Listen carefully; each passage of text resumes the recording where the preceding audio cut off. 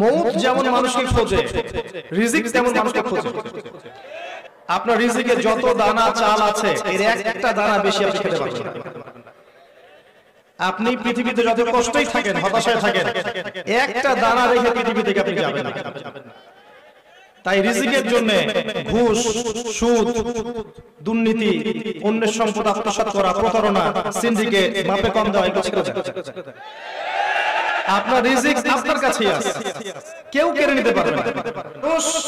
এখন পৃথিবীতে যা করছে, রক্তপাত ঘটাচ্ছে, ফাসাদ সৃষ্টি করছে, আল্লাহ দ্রোহী আচরণ করছে, আল্লাহকে অবজ্ঞা করছে, রাসূলকে অমান্য করছে, নামাজ পড়ছে না, যাকাত দিচ্ছে না, যা ইচ্ছা তাই করছে,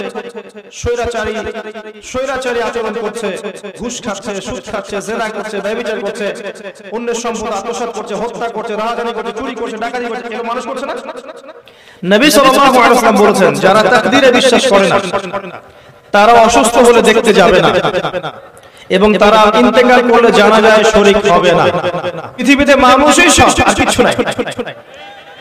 কিন্তু আল্লাহ পাক কোরআনে বলছেন, এমন সময় চলে গেছে তোমাদের উপরে, তোমরা কোনো আলোচ্য বিষয় ছিলে না।